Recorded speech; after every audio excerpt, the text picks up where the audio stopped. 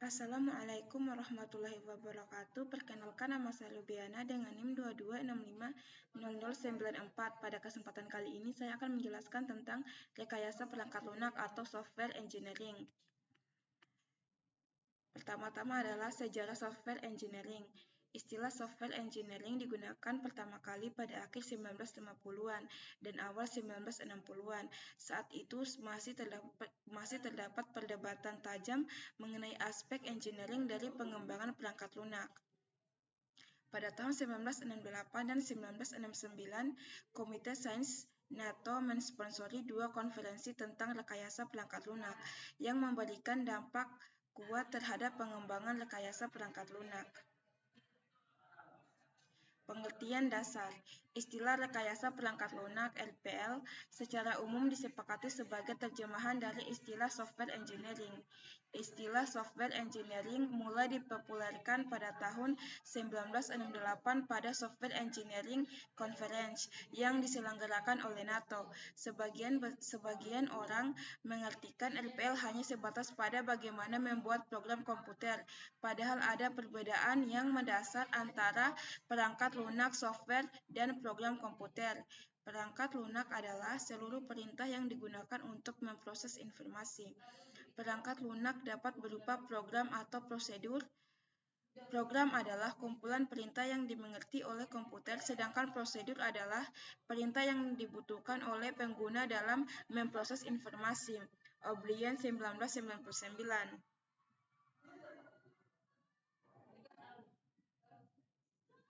Kita lanjut. Pengertian dasar. Pengertian RPL sendiri adalah suatu disiplin ilmu yang membahas semua aspek produksi perangkat lunak, mulai dari tahap yaitu analisa kebutuhan pengguna, menentukan spesifikasi dari kebutuhan pengguna, desain, pengkodean, pengujian, sampai pemeliharaan sistem setelah digunakan. Dari pengertian ini jelaslah bahwa RPL tidak hanya berhubungan dengan pembuatan program komputer. Pernyataan semua aspek produksi pada pengertian sebelumnya mempunyai arti semua hal yang berhubungan dengan proses produksi seperti manajemen proyek, penentuan personil, anggaran biaya, metode, jadwal, kualitas, sampai dengan pelatihan pengguna merupakan bagian dari RPL. Perangkat lunak software. Perangkat lunak merupakan program-program komputer dan dokumentasi yang saling berkaitan. Rekayasa perangkat lunak berasal dari dua kata, yaitu software, perangkat lunak, dan engineering rekayasa. Perangkat lunak software adalah source code pada suatu program atau sistem perangkat lunak. Tidak hanya dokumentasi terhadap source code, tapi juga dokumentasi terhadap sesuatu yang dibutuhkan selama pengembangan, instalasi, penggunaan, dan pemeliharaan sebuah sistem. Engineering atau rekayasa adalah aplikasi terhadap pendekatan sistematis yang berdasar atas ilmu pengetahuan dan matematis, serta aplikasi tentang produksi terhadap struktur, mesin, produk, proses, atau sistem. Rekayasa perangkat lunak adalah suatu disiplin rekayasa yang berkonsentrasi terhadap seluruh aspek. Perkembangan rekayasa perangkat lunak. Meskipun baru dicetuskan pada tahun 1968, namun RPL telah memiliki sejarah yang cukup panjang. Dari sisi disiplin ilmu, RPL masih relatif muda dan akan terus berkembang. Arah perkembangan yang saat ini sedang dikembangkan antara lain meliputi tahun 1940-an kejadian komputer pertama yang memperbolehkan pengguna menulis kode program langsung. Tahun 1950-an kejadian generasi awal interpreter dan bahasa makro, generasi pertama kompiler. Tahun 1960-an kejadian generasi kedua kompiler komputer, mainframe, mulai dikomersialkan. Pengembangan perangkat lunak pesanan, konsep software engineering mulai digunakan. Tahun 1970-an kejadian perangkat pengembangan perangkat lunak, perangkat mini komputer komersial. Tahun 1980-an kejadian perangkat komputer personal PC komersial, peningkat permintaan perangkat lunak. Tahun 1990-an Kejadian, pemrograman berorientasi objek OOP, Agile Process, dan Extreme Programming, peningkatan drastis kapasitas memori, peningkatan penggunaan internet. Tahun 2000-an, kejadian platform interpreter modern (Java, Net, PHP, dan lain-lain), outsourcing.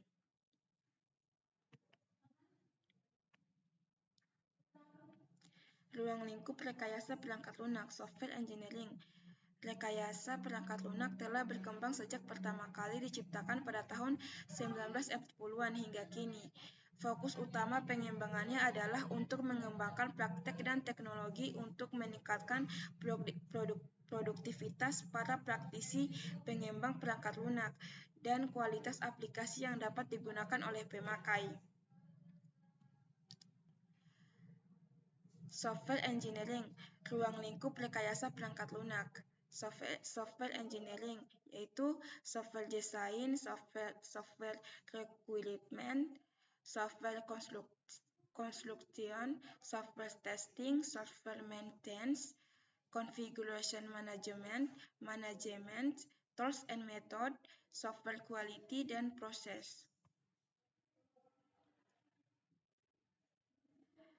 Tujuan rekayasa perangkat lunak. Tujuan dari RPL ada 3, yaitu menghasilkan perangkat lunak yang berkualitas, menghasilkan perangkat lunak yang efisien, menghasilkan perangkat lunak yang tepat waktu.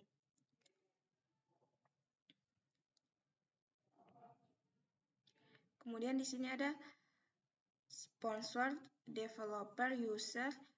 Di sini semua masuk pada efisiensi dan kehandalan.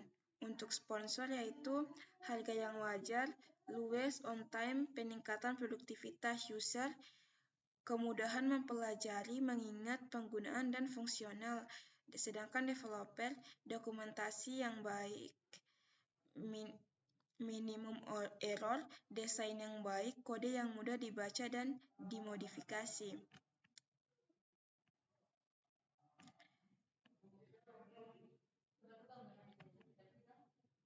Faktor-faktor yang melatar belakangi munculnya RPL, yaitu ketidakmampuan organisasi memprediksi waktu, usaha, dan biaya untuk membangun perangkat lunak, perubahan nisbah atau rasio biaya perangkat keras terhadap harga perangkat lunak, kemajuan pesat perangkat keras, kemajuan dalam teknik-teknik pembuatan perangkat lunak, tuntutan yang lebih tinggi terhadap jumlah perangkat lunak, tuntutan yang lebih tinggi terhadap mutu perangkat lunak, meningkatnya peran pemeliharaan.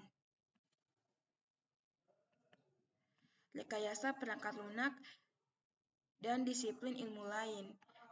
Cakupan ruang lingkup yang cukup luas membuat RPL sangat terkait dengan disiplin dengan bidang ilmu lain, tidak saja subbidang dalam disiplin ilmu komputer, namun dengan beberapa disiplin ilmu lain di luar ilmu komputer.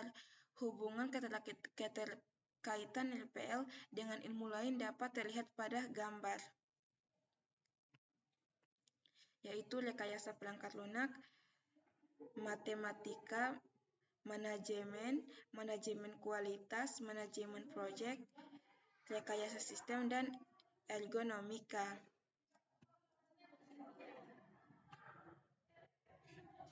Rekayasa perangkat lunak dan disiplin ilmu lain-lain. Bidang ilmu manajemen meliputi akuntansi, finansial, pemasaran, manajemen operasi, ekonomi, analisa kuantitatif, manajemen sumber daya manusia, kebijakan, dan strategi bisnis. Bidang ilmu matematika meliputi aljabar linear, kalkulus, peluang, statistik, analisis numerik, dan matematika distrik. Bidang ilmu manajemen proyek meliputi semua hal yang berkaitan dengan proyek seperti ruang lingkup proyek, anggaran, tenaga kerja, kualitas, manajemen risiko dan kendala, perbaikan kualitas, dan metode-metode kuantitatif. Bidang ilmu ergonomika menyangkut hubungan interaksi antar manusia dengan komponen lain sistem komputer. Bidang ilmu rekayasa sistem meliputi teori sistem, analisis biaya, keuntungan, pemodelan, simulasi, proses, dan operasi bisnis. Sifat dan karakteristik software. Software merupakan elemen sistem logik dan bukan elemen sistem fisik seperti hardware. Elemen itu tidak aus tetapi bisa rusak. Elemen software itu direkayasa dan atau dikembangkan dan bukan dibuat di pabrik seperti hardware. Hardware vs software. Hardware manufactured wears out using components relative simple. Software developed, engineered, deteriorates, custom-built, dan kompleks. Kategori perangkat lunak secara umum. Kategori perangkat lunak secara umum dapat dikelola sebagai berikut. Perangkat lunak sistem, sekumpulan program yang ditulis untuk melayani program-program yang lain, seperti komputer, editor, dan utilitas pengatur file. Perangkat lunak real-time, program-program yang memonitori dan menganalisis atau mengontrol kejadian dunia nyata pada saat terjadinya. Real-time event. Perangkat lunak bisnis, memproses informasi bisnis seperti payroll, inventory, dan lain-lain. Perangkat lunak teknik dan ilmu pengetahuan, ditandai dengan penggunaan algoritma number crunching. Embedded software, produk yang ada dalam read-only memory dan dipakai untuk mengontrol hasil sistem untuk keperluan konsumen dan pasar industri. Perangkat lunak komputer personal, sesuai kebutuhan personal seperti pengolah kata, angka, dan manajemen database. Perangkat lunak kecerdasan buatan, mengubah algoritma non-numeris untuk memecahkan masalah kompleks yang tidak sesuai untuk perhitungan atau analisis secara langsung. Tipe-tipe software. Sistem software, sekumpulan program yang ditulis untuk melayani atau menunjang program lainnya, seperti compiler, editor, utility, sistem operasi, driver, dan proses telekomunikasi. Application software, program stand-alone yang digunakan untuk menyelesaikan kebutuhan bisnis tertentu, seperti aplikasi untuk memvalidasi kegiatan bisnis atau pembuatan keputusan teknik atau manajemen. Example, point of sale transaction processing, real-time manufacturing, process control. Engineering and scientific software, software yang dicirikan dengan algoritma numerik, aplikasi berkisar dari astronomi sampai vulkanologi, analisis otomotif sampai dinamika orbit ruang angkasa. Software ini banyak digunakan dalam bidang engineering dan science. Contoh CAD, Computer Aided Design, simulasi sistem. Tipe-tipe software. Embedded software, software yang disimpan dalam memori tetap atau ROM. Read-only memory digunakan untuk mengontrol fungsi sebuah produk. Embedded software ini dijalankan dengan fungsi-fungsi terbatas seperti fungsi digital atau automobil, kontrol bahan bakar, dashboard, dan sistem rem. Product line software, software yang dirancang untuk menyediakan kemampuan khusus yang dapat digunakan oleh banyak user yang berbeda. Example, inventory control product, word processing, spreadsheet, multimedia, manajemen database, game, aplikasi keuangan, dan lain-lain. Web application, web apps, software yang berpusat pada jaringan. Software ini menyajikan informasi berupa teks atau grafik. Web apps tidak hanya menyediakan fitur-fitur stand-alone, fungsi komputasi dan konten kepada end user, tetapi juga terintegrasi dengan database perusahaan dan aplikasi bisnis. Artificial intelligence software, software yang banyak menggunakan algoritma non-numerik dalam memecahkan masalah kompleks yang tidak dapat dianalisis dengan komputasi biasa. Saat ini, bidang AI yang paling berkembang adalah expert system atau knowledge-based system. Bidang aplikasi lain dari software AI adalah pengenalan citra dan suara (image and voice pattern recognition, pembuktian teorema neural network, dan game. Sekian penjelasan dari saya. Wassalamualaikum warahmatullahi wabarakatuh.